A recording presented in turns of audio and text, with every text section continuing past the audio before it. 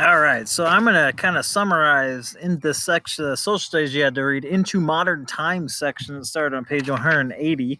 Talked about a lot of wars in this section early.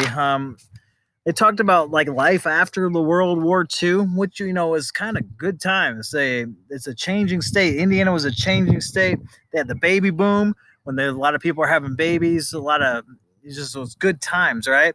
And people were moving to Indiana to take factory jobs, and just some of the highways were built. They talked about the toll road of northern Indiana, the northern part of the state was built. Um, the ports around Lake Michigan were being built, where people like they could have some ships dock and do a lot of like transporting a lot of goods there. All right, so then we got on to the next war. Um, they talked about the Cold War. The Cold War never really was a say war. The United States had some tensions with the Soviet Union, and they kind of were didn't have a lot of agreements because of communism. And communism is a system in which the government controls all of the industries, land, and businesses in the country. So no, people don't have to say it. They have to listen to what the leader says, and it's the leader's way or the highway. And like it's one of the things that I don't.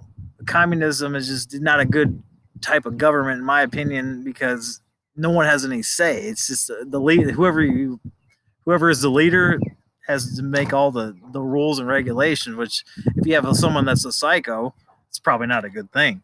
All right, so the Cold War was mostly fought with like ideas. We didn't have like soldiers go and fight in that war. It's a lot of ideas, um, and money instead of soldiers for that one. Then we got into the next war, the Korean War between North and South Korea. North Korea is kind of like the communist country, and they went to attack South Korea.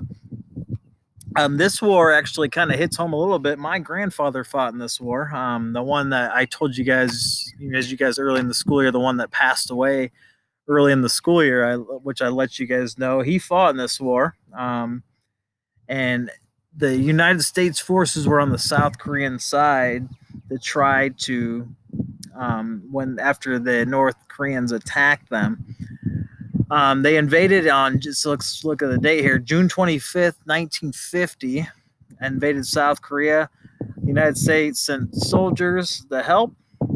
Um, People from Indiana sent food and clothing to the South Koreans as well.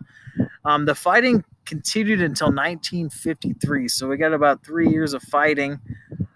Where both North and South Korea decided to have a ceasefire, and that's still kind of in tune today. That no war officially never got over, but they decided to have a ceasefire, um, and they became separate countries. So we have a North Korea and a South Korea, which we still have today. All right, so then we go on to the Vietnam War. The Vietnam War was was between North Vietnam and South Vietnam. All right, where those two the North Vietnam had a communist government, so we got this communism thing still going on, and South Vietnam was a republic, and of course the United States sided with the South Vietnamese. They took their side in this conflict, and then the people back home here in the United States were kind of divided on this war. Some people supported it. Some people were like, oh, they weren't in support of this war because there's a lot of people were dying in this war. And people were upset about that. And people in the United States started protesting us being in this war because of the amount of death that was happening in this war. Okay, so in 1973, the United States decided to cease fire from this war. That means we got out and of this war, and we sent our troops home. 2 years later, however, the Vietnam took over South Vietnam in 1976. The two countries were unified, so they had two different countries. They became one after that happened.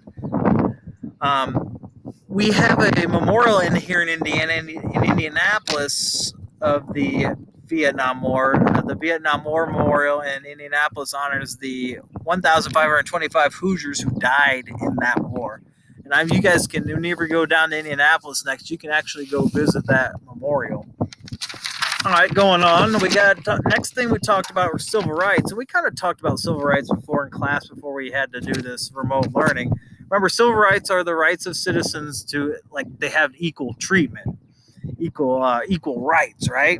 So we talked about this a lot. African Americans were being discriminated or unfairly treated because of their race, and they want many of those maybe those people wanted their children to not face segregation. We talked about segregation where they separated the different types of schools, right? So in 1949, the Indiana General Assembly made segregation in schools illegal.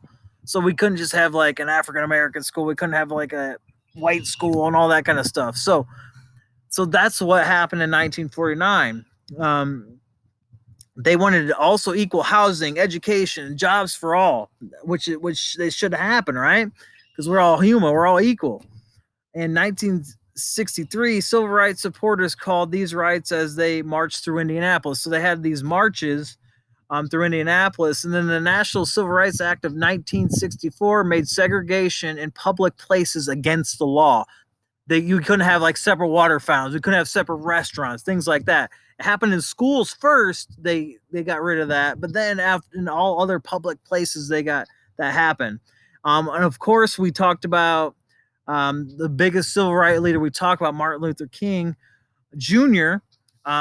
Was assassinated, and Robert F. Kennedy, he was a presidential candidate at the time. He was doing a campaign stop in Indianapolis. He had to let the people know that Dr. Martin Luther King Jr. was assassinated. And they have a quote in here. I'm going to read it. It says, "What we need is not division, but a feeling of justice for those who still suffer within our country, whether they be white or whether they be black." So he's like, it doesn't matter what you look like. We should all have the same rights and all be equal, right?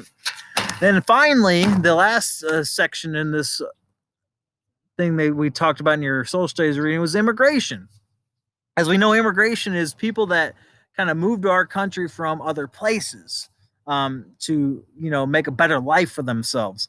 So we have Indiana's population has grown because of immigration. Between 1970 and today, immigrants from all over the world have settled in Indiana. Many were from Hispanic or Asian countries such as Mexico, China, and India. These cultural groups became an important part of Indiana's growing population. So our population in Indiana has grown because we have immigration. Immigrants have helped businesses grow. They work as bankers, teachers, doctors, and farm workers. Okay, so these people have helped our economy because they are hard workers as well. Immigrants have also started businesses such as real estate office, restaurants, and hair salons.